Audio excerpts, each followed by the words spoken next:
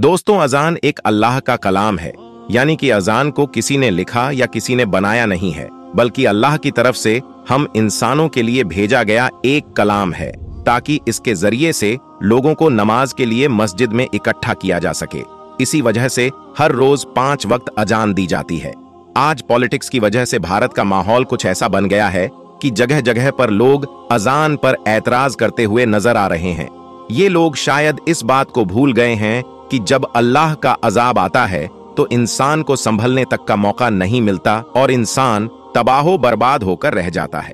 हाल ही की खबर है कि उत्तर प्रदेश के मुख्यमंत्री योगी आदित्यनाथ ने हाल ही में कहा है कि अब उत्तर प्रदेश की सड़कों पर कोई नमाज पढ़ने की हिम्मत नहीं करता। मस्जिदों से हमने माइक हटा दिए हैं।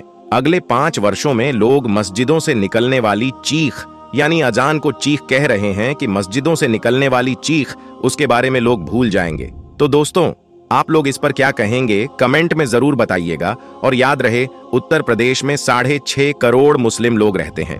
तो खैर दोस्तों, आज के इस वीडियो में हम आपको एक ऐसे शख्स के बारे में बताने वाले हैं जो अजान से सख्त नफरत किया करता था। और यही नहीं, एक बार तो उसने अजान देने वाले को गालियां दी और उसे थप्पड़ भी मार दिया और अजान भी बंद करा दी। उसके बाद में उस शख्स के साथ में जो कुछ हुआ, उसके बारे में जानकर आप लोग भी हैरान और परेशान हो जाओगे। इसीलिए आज का ये वीडियो आप सभी के लिए बहुत ही खास है। आप हिंदू हो या मुसलमान, आप इस वीडियो को आखिर तक जरूर देखिए। दोस्तों, बहुत पहले की बात है, किसी पोस्ट पर एक बहुत बड़ा ऑफिसर था। एक बार किसी खास काम की वजह से उसका तबादला, यानी उसका ट्रांसफर मुस्लिम इलाके में हो गया था। इत्तेफाक से उसको जो वहां पर रहने के लिए सरकारी मकान मिला, उसके करीब में ही एक मस्जिद थी जिसमें 5 टाइम रोजाना अजान दी जाती थी।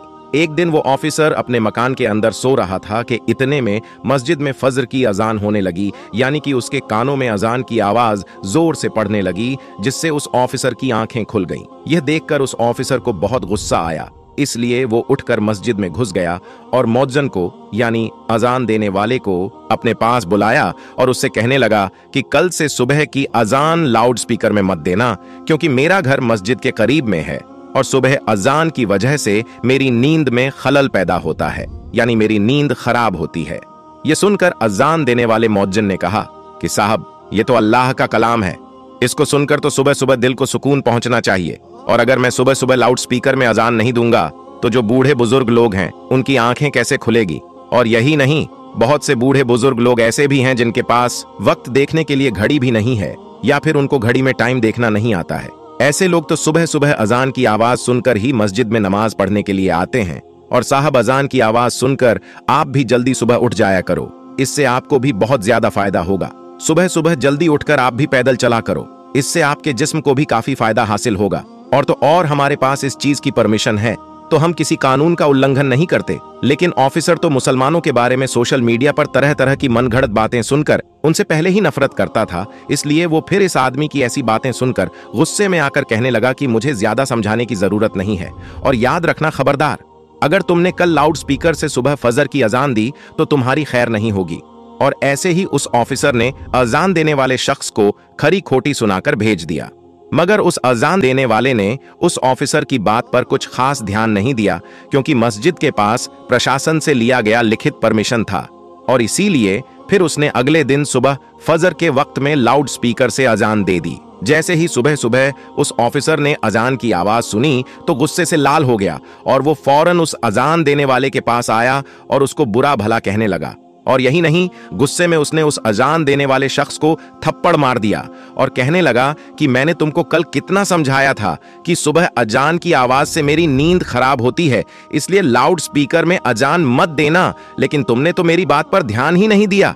बेचारा अजान देने वाला उस ऑफिसर को क्या कहता, वो तो थप्पड़ खाकर रोने लगा और दिल ही दिल में अल्लाह ताला से दुआ करने लगा, या अल्लाह, जिसने तेरी इस अजान देने वाले बंदे पर जुल्म किया है, तू इसे अपने अजाब में मुब्तिला कर दे, ऐसी सजा दे तो इसकी अकल ठिकाने आ जाए।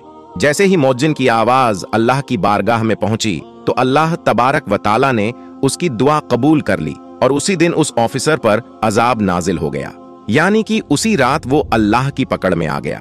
हुआ यह कि जिस दिन उसने अजान देने वाले को थप्पड़ मारा, उस रात वो अपने घर में सोया जरूर था, मगर सुबह वो उठ ना सका, क्योंकि उसी रात उसके जिस्म के आधे हिस्से पर लकवा पड़ गया, जिसकी वजह से उसके हाथ हिलने के काबिल भी नहीं रहे। उसके बाद उस ऑफिसर का काफी इलाज करवाया गया, मगर उसका वह मर्ज ठीक न हो सका। यह देखकर दफ्तर वालों ने उसे नौकरी से भी निकाल दिया। अब उसके घर में जो मोटी रकम आती थी वो भी आना बंद हो गई थी। अब घर में पड़ा पड़ा अपनी बीवी को परेशान करने लगा और लड़ाई झगड़ा करने लगा। उसकी बेचारी बीवी उसकी खिदमत करती थी, उसे अपने हाथों से खाना खिलाती थी, उसके कपड़े बदलती थी, यानी कि हर तरह से उसकी देखभाल करती थी, और इसके बदले में उसकी बीवी को गालियां ही सुनने को मिलती थी। इस तरह से कुछ दिनों के बाद में उसकी बीवी भी उसी से तंग आ गई, और एक दिन उसकी बीवी ने अपने भाई को फोन कर दिया और कहने लगी कि भैया, मैं इस इंसान से तंग आ चुकी हूँ, पूरे दिन इसकी खिदमत करती रहती हूँ, मगर ऊपर से यह मुझे गालियां देता है, मारता पीटता है। अब मैं यहाँ पर इसके साथ में नहीं रह सकती, इसीलिए आप मुझे यहाँ से ले जाइए। यह सुनकर उसका भाई उसे फौरन लेने आ गया, और फिर उस ऑफिसर की बीवी भी अपने मायके चली गई। इसी दौरान उस ऑफिसर के दूसरे हिस्से पर भी लकवा पड़ गया। अब उसके जिस्म का दूसरा हिस्सा भी काम करना बंद कर दिया। अब उसकी दोनों टांगें सीने से जा लगी थीं। अब ऑफिसर 1 जिंदा लाश बनकर रह गया था। अब ना ही उसके हाथ हिल रहे थे और ना ही उसके पांव काम कर रहे थे, और घर में ना ही कोई उसकी देखभाल करने वाला था। यह देखकर एक दिन उस ऑफिसर का छोटा भाई उसके पास आया और उसे उठाकर अपने घर ले गया। अब ये ना तो खुद उठ सकता था और ना ही खुद के हाथों से खा पी सकता था। अब कौन हर रोज बच्चों की तरह उसकी नजासत धोए, अब कौन इसके कपड़े बदलवाए। ऐसे ही करते करते एक दिन उसके भाई की बीवी भी उससे तंग आ गई और कहने लगी, मुझसे तो यह रोज रोज का काम नहीं होगा। ऐसे ही करते करते एक दिन उस ऑफिसर ने किसी बात पर अपने उस भाई की बीवी से भी झगड़ा कर लिया। उसको कोई सख्त बात कह दी, क्योंकि वो जबान का अच्छा नहीं था, इसलिए उसने अपने भाई की बीवी को गालियां सुना दी। उसकी गालियां सुनकर भाई की बीवी रोने लगी और अपने शौहर से कहने लगी, अब या तो इस घर में तुम्हारा भाई रहेगा या फिर मैं रहूंगी। यह सुनकर भाई ने सोचा कि इस बीमार भाई के चक्कर में अपनी जिंदगी बर्बाद क्यों कर लूं, इसलिए क्यों ना इस भाई को यहां से हटा दिया जाए। इसलिए फिर उसने अपने बेटों के साथ मिलकर गुस्से में अपने भाई की चारपाई उठाई और उसको ले जाकर सड़क के किनारे पर रख दिया, जहां मस्जिद थी। दोस्तों, उस वक्त सख्त गर्मी का मौसम था, इसलिए थोड़ी ही देर में वो सूरज की गर्मी में तपने लगा। उसको पसीना आने लगा। अब उसे जोरों की प्यास भी लग चुकी थी। सुबह से उसने कुछ खाया पिया भी नहीं था। अब ऑफिसर अपनी चारपाई पर पड़े पड़े रो रहा था और कर रहा था और कह रहा था कि कोई तो मेरी मदद करो, कोई मुझे पानी पिला दो, कोई मुझे खाना खिला दो। इत्तेफाकन से उसी रास्ते से उसी मौज्जिन का गुजर हुआ जिसके इस ऑफिसर ने थप्पड़ मारा था।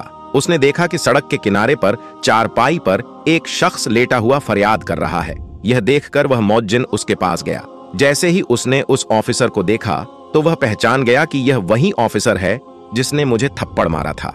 यह देखकर मौज्जिन हैरान हो गया और पूछने लगा, ऐ शख्स, तुम्हारे साथ यह क्या हो गया? तुम तो एक बहुत बड़े ऑफिसर हुआ करते थे। वो ऑफिसर भी मौज्जिन को पहचान चुका था और उसने पड़े पड़े ही मौज्जिन के आगे अपने हाथ जोड़ने की कोशिश की और कहने लगा, मेरी बर्बादी उसी दिन से शुरू हो गई थी जिस दिन मैंने आपको थप्पड़ मारा था। फिर उस ऑफिसर ने अपनी पूरी दर्द भरी कहानी उस मौज्जिन को सुना डाली। उसने बता दिया कि उसी रात मेरे जिस्म पर लकवा पड़ गया था और उसके बाद से मेरी हालत बिगड़ते बिगड़ते आज मेरी हालत ऐसी हो गई है कि आज मेरे पास में कोई खड़ा तक नहीं होता है। मेरे सब अपनों ने मुझे ठुकरा दिया है। इतना कहते कहते वो ऑफिसर फूट फूट कर रोने लगा। उसकी हालत देखकर उस मौज्जिन को उस पर तरस आ गया। उसने उसको पानी पिलाया और उसके लिए खाना लेकर आया, फिर अपने हाथों से उसको खाना खिलाया, और यही नहीं, फिर उसे उठाकर वो अपने घर भी ले गया और खूब अच्छी तरह से उसकी खिदमत करने लगा। उस मौज्जिन ने उसे बताया कि तुमने अल्लाह की शान में गुस्ताखी की है, इसलिए तुम सच्चे दिल से अल्लाह से माफी मांगो। यह सुनकर वो ऑफिसर सच्चे दिल से अल्लाह की बारगाह में रो रो कर अल्लाह से माफी मांगता रहा और साथ ही वो मौज्जिन उसके हक में दुआ करने लगा।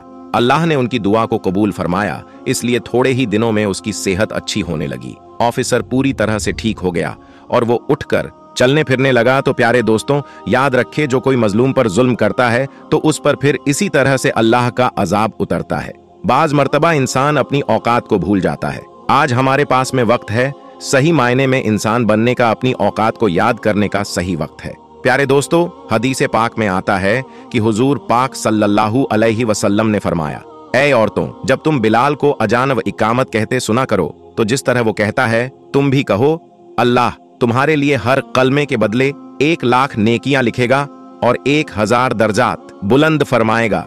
और 1000 गुनाह मिटा देगा। यह सुनकर लोग अर्ज करने लगे, या रसूल अल्लाह सल्लल्लाहु अलैहि वसल्लम, ये तो सिर्फ औरतों के लिए है, मर्दों के लिए क्या हुक्म है? तो आप सल्लल्लाहु अलैहि वसल्लम ने फरमाया, मर्दों के लिए दुगना है। प्यारे दोस्तों, इसी बात पर कमेंट बॉक्स में सुभान अल्लाह जरूर लिखें। दोस्तों, अगर आपको ये वाकया पसंद आया है तो आप इसे लाइक करें। आप इसे अपने तक ही ना रखें, अपने दोस्तों में जरूर शेयर करें। और अगर अभी तक आपने हमारे चैनल को सब्सक्राइब नहीं किया है तो सब्सक्राइब करके बेल आइकन को जरूर दबा दें, ताकि हम आपके लिए ऐसी ही वीडियोस लाते रहे। तो हम मिलते हैं आपको अगले वीडियो में, तब तक के लिए अल्लाह हाफिज।